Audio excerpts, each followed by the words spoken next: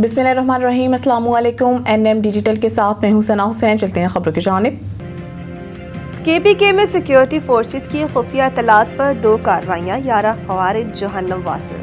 ISPR की जानिब से बताया गया कि सिक्योरिटी फोर्सेस ने शुमाली वजीरिस्तान जिला में खवारिज की मौजूदगी की इत्तला पर इंटेलिजेंस बुनियादों पर कार्रवाई की। कार्रवाई के दौरान अपने दस्तों ने खवारिज के ठिकाने को मुअस्सर अंदाज में निशाना बनाया और शदीद फायरिंग के तबादले के बाद 6 खवारिज को जहन्नुम वासिल कर दिया।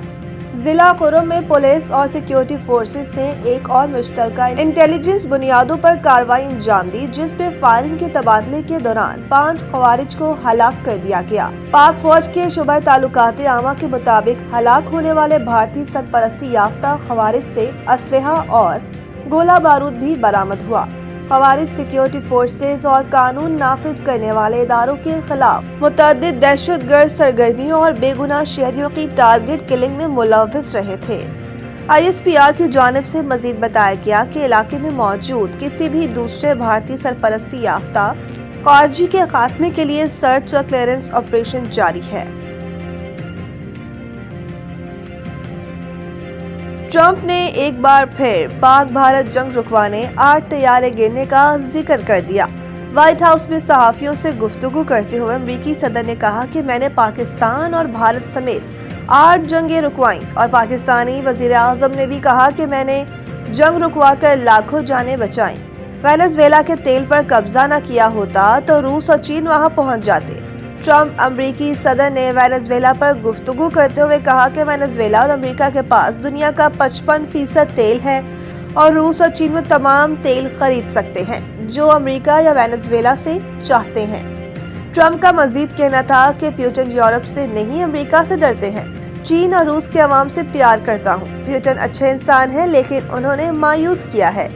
हम नहीं चाहते रूस या चीन ग्रीनलैंड जाएं। अमेरिकी सदर ट्रंप का कहना था कि ग्रीनलैंड नहीं लेते तो आपका अगला पड़ोसी रूस या चीन होगा। फिलहाल ग्रीनलैंड से मुतालिक मुख्तलिफ पहलुओं पर गौर जारी है और ग्रीनलैंड के लिए रकम पर भी अभी बात नहीं हो रही। इस इलाके के माली मामलात पर फैसला बाद में होगा।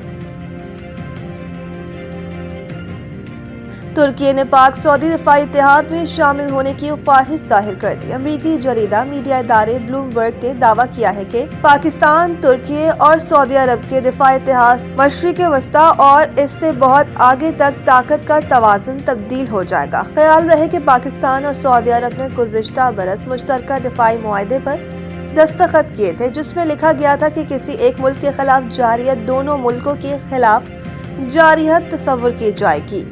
पाक सऊदी मुआहदे की ये बात नेटो इत्तेहाद के आर्टिकल 5 की तरह है और तुर्की पहले से नेटो इत्तेहाद का रुकन है। ब्लूमबर्ग के मुताबिक तुर्की को पाक सऊदी दिफाई इत्तेहाद में शामिल करने के लिए तीनों मुल्कों के दरमियान मुआहदा जल्द मुमकिन है। तज्जियाकारों के मुताबिक मुजव्वज़ा इत्तेहाद में सऊदी अरब माली ताकत, पाकिस्तान एटमी सलाहियत, बैलिस्टिक मिसाइल और अफरादी कुव्वत, जबकि तुर्की जदीद दिफाई सन्नत और जंगी तजर्बा फराहम करेगा। तुर्की पाकिस्तान और सऊदी अरब को 5वीं जनरेशन के कान फाइटर प्रोग्राम में शामिल करने का भी ख्वाहिशमंद है।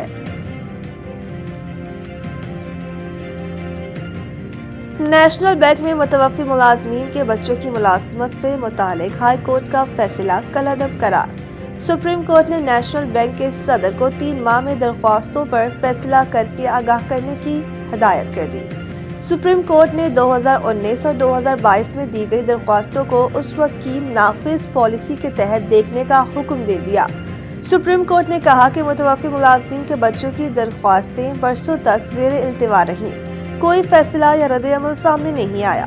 जनरल पोस्ट ऑफिस केस का फैसला साबिका पॉलिसियों पर माजी से लागू नहीं हो सकता।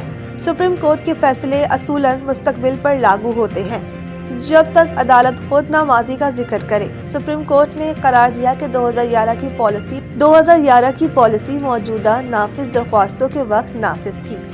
इसी के मुताबिक दरख्वास्तों पर फैसला होना चाहिए। मुतवफ़्फ़ी मुलाज़मीन के बच्चों को मुलाज़मत से मुतालिक पॉलिसी पर अमल न करना मुनसिफाना इंतजामिया के असूलों के खिलाफ है। सिंध हाई कोर्ट ने मुतवफ़्फ़ी मुलाज़मीन के बच्चों की मुलाज़मत से मुतालिक आईनी दरख्वास्त जनरल पोस्ट ऑफिस केस की रोशनी में मुस्तरद कर दी थी। آئرلینڈ کا T20 ورلڈ کپ کے لیے اسکواڈ کا اعلان۔ تفصیلات کے مطابق آئرش ٹیم کی قیادت ایک بار پھر تجربہ کار اوپنر اور T20 فارمیٹ میں سب سے زیادہ رنز بنانے والے پال سٹرلنگ کریں گے، جبکہ وکٹ کیپر بلے باز لوکرین ٹکن نائب کپتان ہوں گے۔ اعلان کردہ اسکواڈ میں شامل 15 میں سے 12 کھلاڑی گزشتہ ایڈیشن کا بھی حصہ تھے، جبکہ نئے چہروں میں ٹم ٹکیٹر، بین کیلٹ اور میتھیو ہمفریز شامل ہیں۔ یہ آئرلینڈ کی T20 ورلڈ کپ میں 9ویں شرکت ہوگی۔ آئرش ٹیم کی بہترین کارکردگی 2019 اور 2022 میں سامنے آئی تھی، جب اس نے دوسرے مرحلے کے لیے کوالیفائی کیا اور سابق چیمپئن ویسٹ انڈیز اور انگلینڈ کو شکست دی۔